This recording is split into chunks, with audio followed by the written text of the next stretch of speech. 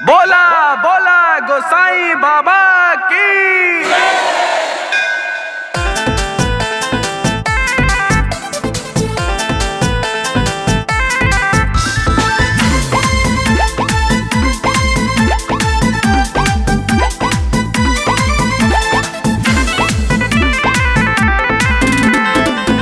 अरे बाबा गोसाई के महिमा निराली, चारूरिया डंका बाजे लगा। बाबा के जहिया भजिल सवारी, बाबा के जहिया भजिल सवारी, सब भूतवा परेतवा भागे लगल, सब भूतवा परेतवा भागे लगल। अरे गाँव जवार मोहल्ला बयाइल, अनवरातम से भिड़िया बढ़े लगल।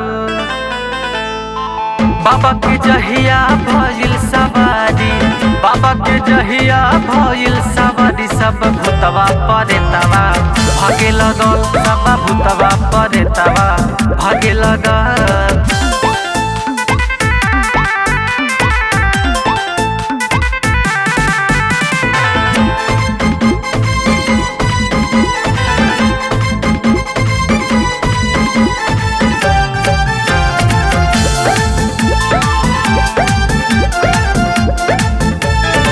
होके अमीर चाहे होके गरीब हो, गोसाई बाबा है सबके करीब हो। होके अमीर चाहे होके गरीब हो, गोसाई बाबा है सबके करीब हो। दुखवा दर्द सब मिट जाई, बाबा के जहिया सरनिया उपाई। अरे रोते आवे तहाँ सत जावे, आई हसोवत नसीबवा जागे लगा। बाबा के जहिया भजिल सवारी, बाबा के जहिया भजिल सवारी, सब भूतवा परेतवा भागे लगल, सब भूतवा परेतवा भागे लगल।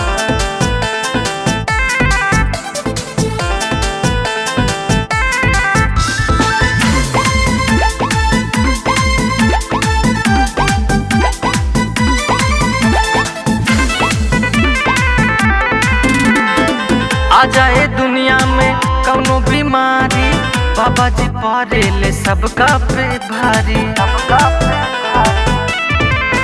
आ जाए दुनिया में कौनो बीमारी, बाबा जी परेले सबका पे भारी।